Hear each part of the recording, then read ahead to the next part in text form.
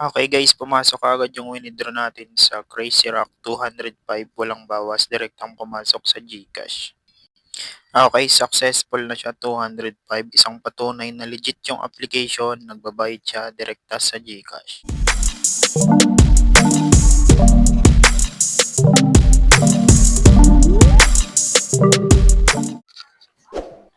So guys, for today's video, update ko lang kayo dito sa application ng Crazy Rock. So dito meron na akong 226 pesos na coins.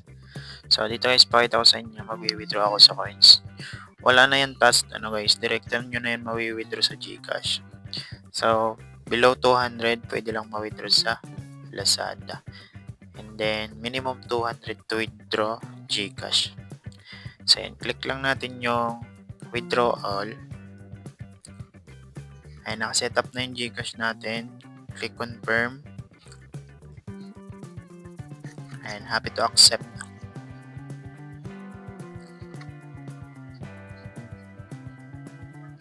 And dito na yun guys mapupunta. Ayan, di ba sa Coins Direct yan yung na-withdraw? Wala na siyang task, direktang mawi-withdraw sa coins. So, antayin na lang natin pumasok. So, sabi dito, withdrawal time, 1 minute to 24 hours or abot ng 3 working days, guys. So, ayan, kung paano, explore natin yung application kung ano na yung mga ways to earn yan. So, try natin mag-start game. So, dito guys, ganyan lang. Need natin patamaan yung gorilla na yan. So, tamaan natin. So, hindi kinaya. So, ganun lang guys maglaro dito. Basta patamaan yung gorilla ng bato. So, dapat hindi tamaan yung tao.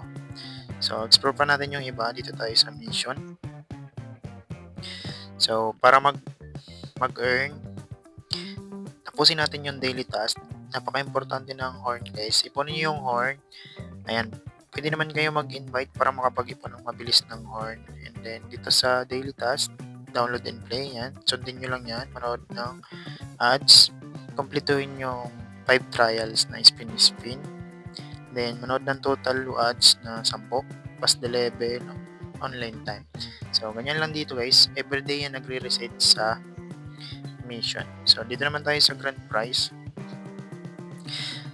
So, dito guys, kung meron kayong 5 horn at meron na kayong sapat na balance sa green money na minimum, siguro recommended ko sa inyo, huwag nyo nang kunin yung 110 dito kasi napaka-importante ng horn.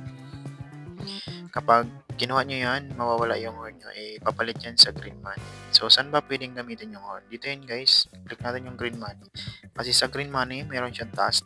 Ayan. Dito nyo gagamitin yung horn para ma-withdraw yung green money. So, kapag nag-withdraw ka, kung konti lang yung invite mo, magkakaroon ka ng task, pero ang bilis lang yan mapuno guys, basta meron kayong horn. So, huwag nyo kunin yung 110 doon na green money kasi mawawala yung horn nyo kung meron kayo. Dito nyo gamitin yung horn kapag nag-withdraw kayo, guys. And then, kapag napuno na yan, matik mawi-withdraw na yan sa GCash, So, yun lang guys yung tips ko sa inyo. Huwag nyo aksayin yung horn dito sa green money. Yan. Ipunin nyo lang yon kasi napaka-importante magagamit yon sa green money tasking. So, legit naman na mawi-withdraw yan kahit wala kayong invite. Basta mapuno yan guys. So, kasi dito sa mission, meron naman ditong horn na nakukuha. Kung hindi kayo mag-i-invite, tapusin nyo lang yung daily task para makakuha ng horn para sa green money. And then, kung gusto mo naman ng mabilis, kung magaling kayo mag-invite, andito, only yung horn na makukuha ko mag-i-invite kayo, guys. And then, only din yung coins na makukuha nyo kapag nag-invite kayo. Again, sa coins, walang task, direktang mawi-withdraw, basta minimum 200, direkta na yan sa GCash. So, kung willing kayo mag-invite, nandito yung invite, click nyo lang yung invite now, tapos i-share nyo sa friends nyo. And then, dito nga pala, meron dyan 55 na green money. Kung wala pa kayong referral code, pwede kayo mag-input nyo ng referral code. Nandyan lang sa ating description box.